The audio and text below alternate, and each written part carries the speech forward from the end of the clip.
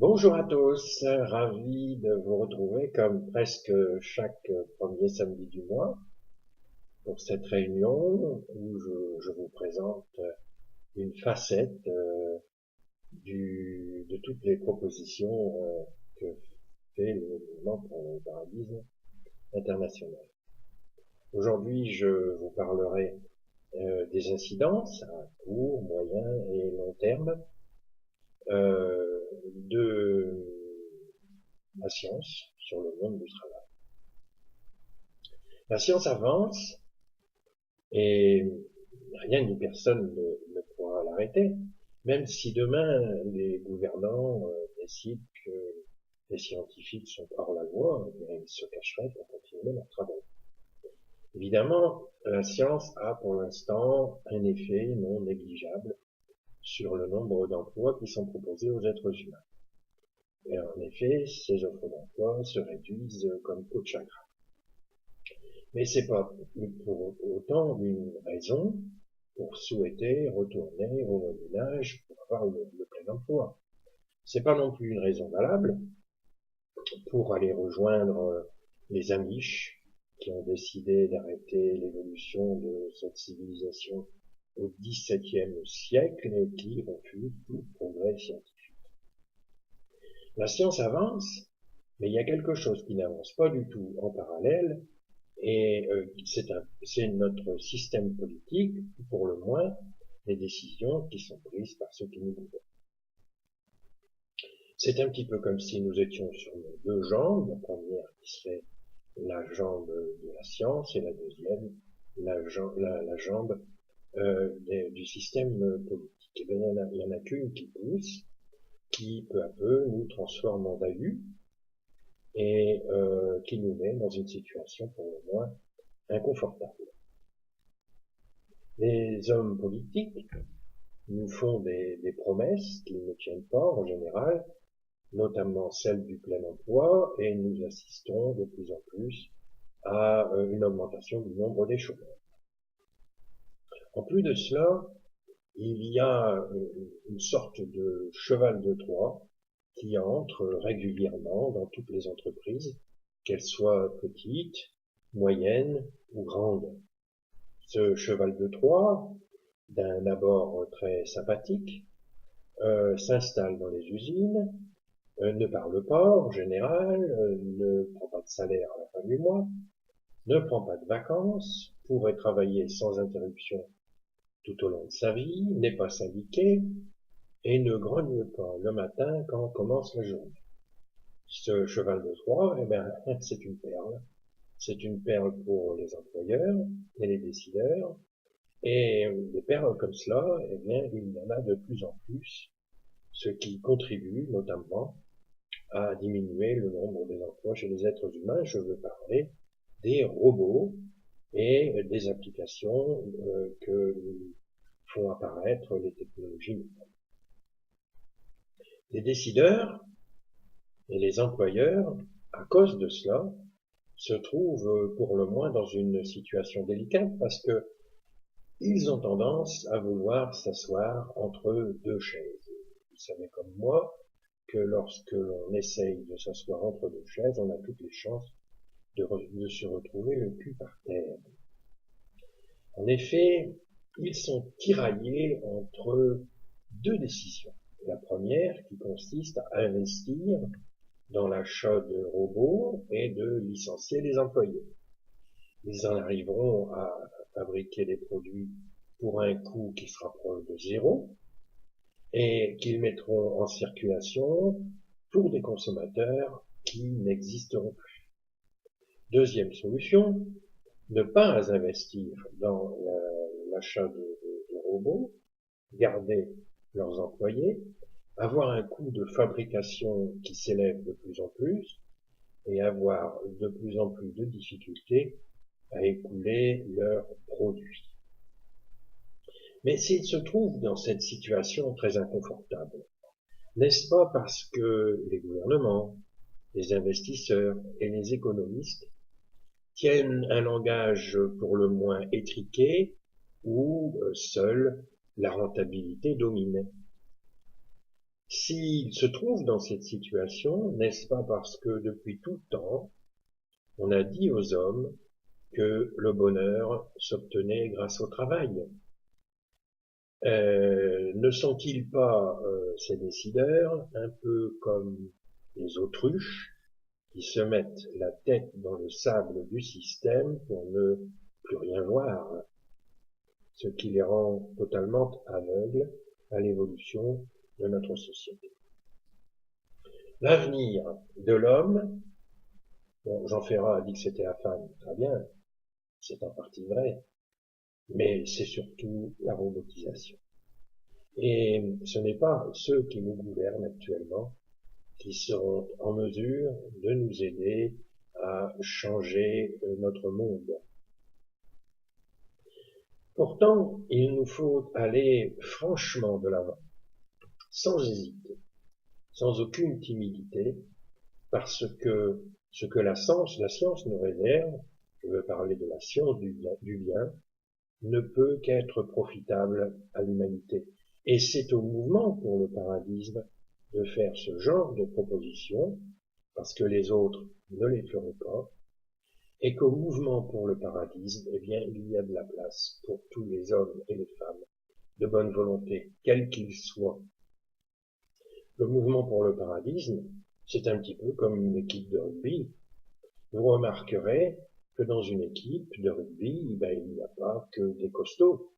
Il y a des grands, des minces, des petits, des gros, des forts, des rapides, des qui sont très doués aux pieds, d'autres qui sont très agiles et très doués avec leurs mains. Eh bien, c'est un petit peu pareil dans la société. Il y a 9 types d'individus. Il y a les perfectionnistes, les altruistes, les battants, les romantiques, les observateurs, les loyaux, les épicuriens, les leaders, les médiateurs. Et tout cela peut faire une équipe fantastique pour nous aider à changer notre société en allant dans le bon sens. Il faut tout d'abord encourager et financer franchement l'étude, la conception, la fabrication et la mise en place de la robotisation, ainsi que toutes les applications que vont nous faire découvrir les technologies nouvelles. Mais pour cela, il faut un soutien franc et massif des gouvernements et des investisseurs. Au départ, ces nouveaux métiers seront grands fournisseurs d'emplois, mais avec une philosophie totalement différente de celle qui est en vigueur actuellement. Actuellement, les gens qui vont au travail le matin, c'est essentiellement pour gagner de l'argent pour nourrir leur famille. Eh bien, avec cette nouvelle philosophie, les gens iront au travail dans le but d'aider leurs contemporains et les générations futures à entrer dans une sorte d'âge d'or où le temps libre sera roi et où ils pourront s'épanouir librement. Il y a un mot qui doit disparaître totalement de notre langage. C'est le mot chômage. Le mot chômage, avec son cortège de souffrances et de privations, qui fait que chacun a peur de se trouver dans cette situation, n'étant pas en mesure de voir les fantastiques perspectives que lui offriront le temps libre. Dans quelques instants, Fanny Charpentier vous brossera un tableau positif de tout ce que le mouvement pour le paradisme mettra en place pour aider la population à s'adapter à ce nouveau monde et à commencer à découvrir les dons et les passions qui sont les leurs pour pouvoir les éveiller et les développer. Chaque fois qu'un employé ou un ouvrier devra être licencié parce qu'il aura été remplacé par un ou plusieurs robots, eh bien, il percevra de son employeur un portefeuille d'actions et bénéficiera automatiquement du revenu de bien-être dont nous vous parlons régulièrement et qui finira bien par être mis en place. Alors vous allez me dire, mais comment nous allons financer ce revenu de bien-être? Eh bien, il y aura plusieurs sources de financement. La première, eh bien, ce sera une taxe sur la robotisation qui sera mise en place pour toutes les entreprises chaque fois qu'un employeur investira dans l'achat d'un robot, et cette taxe sera calculée en fonction du nombre d'employés que les robots remplaceront. Cette taxe viendra progressivement en substitution des charges salariales que payent les employeurs. Chaque fois qu'ils seront obligés de licencier un ou plusieurs employés, eh bien, leurs charges salariales vont diminuer, et chaque fois qu'un robot sera investi dans l'entreprise, eh bien, la taxe sur la robotisation augmentera. En deuxième lieu, le mois dernier, Jean-Pierre vous a parlé de la refonte de l'héritage. Et il est bien entendu qu'une grande partie des fonds qui seront alloués aux revenus de bien-être viendront de cette refonte de l'héritage. Un grand nombre des allocations qui sont distribuées à tout vent chaque année passeront dans la caisse du revenu de bien-être, parce que leur effet fera doublon, puisque chaque individu touchera son revenu de bien-être. Enfin, tout ou partie des budgets ministériels seront affectés à la caisse du revenu de bien-être. Je parlais notamment du budget de l'armée, qui deviendra pour le moins inutile, en grande partie. Mais il y en a aussi un autre qui va devenir inutile, c'est le budget qui est alloué pour le fonctionnement de Pôle emploi. Et il faut savoir qu'en 2013, eh bien, le budget de fonctionnement de Pôle emploi était de près de 5 milliards d'euros.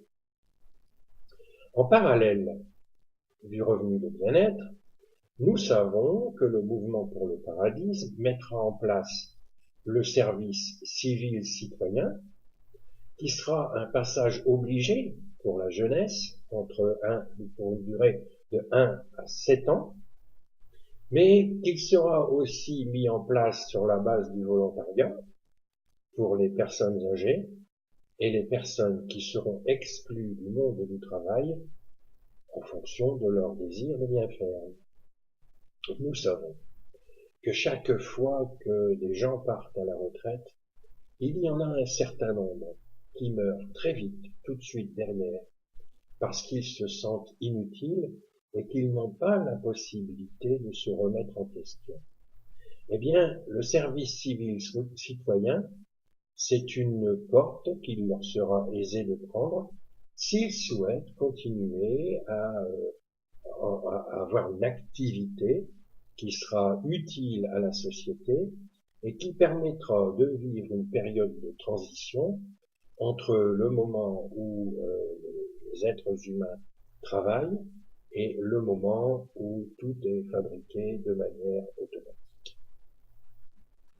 Actuellement, il est triste de constater que beaucoup de jeunes ne croient plus en l'avenir.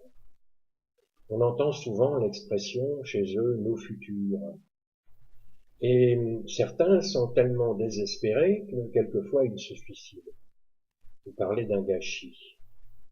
Et nous sommes effarés lorsque nous remémorons ce que disait un scientifique que l'histoire, à juste titre, a complètement oublié, et qui disait en 1902, c'est triste à dire, mais il nous faut bien reconnaître que nous avons tout inventé. Si cet homme avait eu la chance de vivre jusqu'à aujourd'hui, il aurait eu le temps de se rendre compte combien ce qu'il avait dit était d'une immense bêtise. Et lorsque nous en serons entrés dans ce nouvel âge, l'âge d'or, dont tout le monde parle, et que notre monde sera complètement transformé grâce au travail de l'homme, mais aussi du travail des machines et des robots, eh bien, lorsque nous nous retournerons pour nous remémorer ce que disaient certains jeunes lorsqu'ils pensaient qu'ils n'avaient pas d'avenir, eh bien nous serons encore plus effarés que lorsque nous nous remémorerons ce que disait cet illustre imbécile en 1902. Je vous remercie de votre attention. Je repasse la parole à Jean-Pierre pour la suite et la fin de cette réunion et je vous dis à bientôt.